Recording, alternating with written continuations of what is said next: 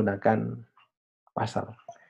Oke, hari ini pasal yang akan kita gunakan, ya, kita akan menggunakan pasal untuk bangun datar. Nah, kita akan lihat nanti bagaimana pasal bangun datar ini kita pakai untuk belajar sesuatu. Oke, nanti kita lihat sama-sama karena dulu saya juga mengalami yang namanya belajar matematika itu terkadang bosan, apalagi rumusnya banyak sekali. Nah, itu yang bikin saya tertarik untuk membuat video-video bagaimana belajar matematika dengan cara yang menyenangkan. Nah, yang sering Mister kasih nama asik Rena. Asik, kritis, kreatif, tetapi harus bermakna. Oke, kita sekarang mulai dengan pasal kita. Ya, kita lihat sekarang pasal yang akan kita gunakan. Ya, oke.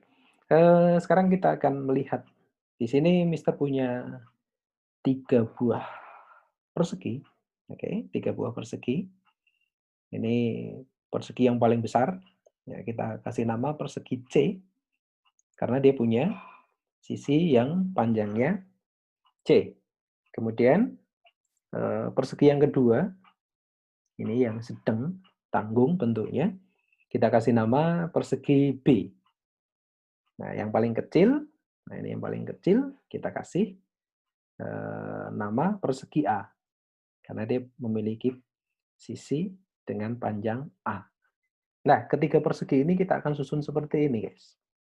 Kita lihat di sini, pada saat ketiga sisi, ini, sisi C, B, dan A, disusun, nah akan membentuk ini, sudut siku-siku di satu titik ini.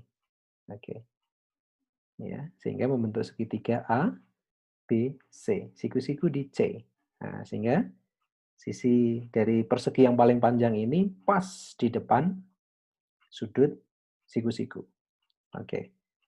Nah, sekarang kita akan melihat, sekarang perhatikan, nah ini ya, 3 susunan ini. Nah, sekarang kita akan lihat,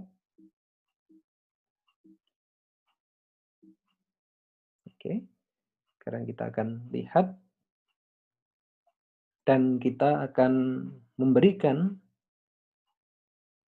beberapa garis, sehingga nanti persegi yang sedang dan kecil ini kita jadikan sebuah pasal.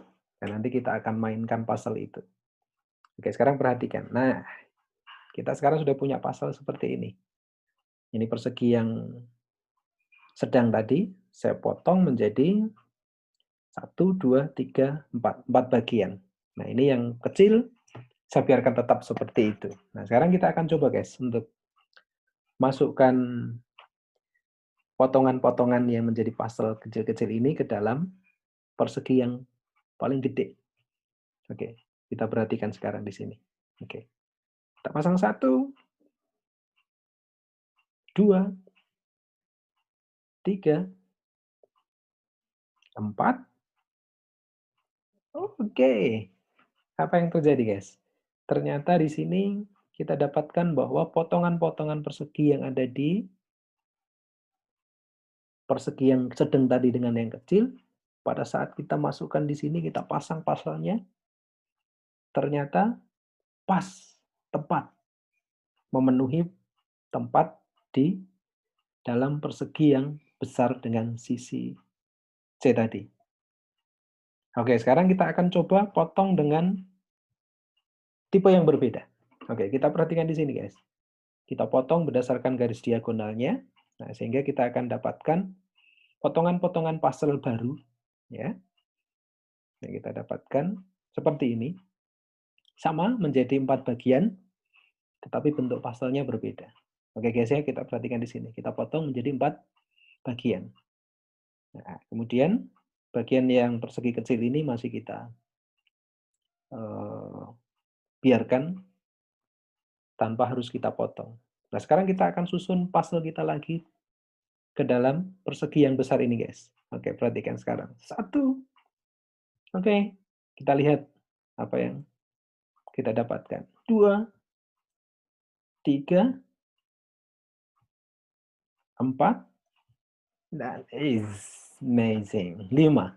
Kita dapatkan lagi hal yang sama, guys. Jadi setiap kali potongan yang persegi sedang ini kemudian kita gabungkan dengan persegi yang kecil, ternyata tepat memenuhi daerah yang ada di persegi yang besar. Oke, kira-kira apa yang kita dapatkan, guys? Jadi kalau kita lihat di sini tadi, ya, area yang ada di sini tadi kita potong, di sini juga kita ambil, dimasukkan ke sini. Jadi area yang di sini dengan area yang di sini digabungkan menjadi satu di sini menjadi tepat, penuh. Nah, kira-kira apa yang kita dapatkan, guys, dari permainan kita kali ini? Masih ingat tadi ketiga persegi kita? Persegi yang besar ini punya panjang sisi sebesar C atau panjang C. Maaf guys, ini baru batuk ini, jadi suaranya kurang begitu jelas. Nah, sekarang yang kedua adalah persegi dengan sisi B, dan yang ketiga adalah dengan sisi A. Oke, perhatikan. Kalau kita punya sebuah persegi, maka luasnya, masih kita ingat? Luas persegi, ya, sisi kali sisi. Kalau di sini sisinya A, maka dia punya luas A kuadrat. Kalau dia punya sisi B di situ, maka dia punya luas B kuadrat. Kalau sisinya C, maka dia punya sisi juga C kuadrat. Nah, sehingga apa yang kita dapatkan dari sini, guys? Luas yang B kuadrat ini ditambah dengan luas yang persegi A kuadrat, maka di sini dimasukkan tepat. Sehingga sama dengan C kuadrat. Ayo, kita ingat-ingat lagi.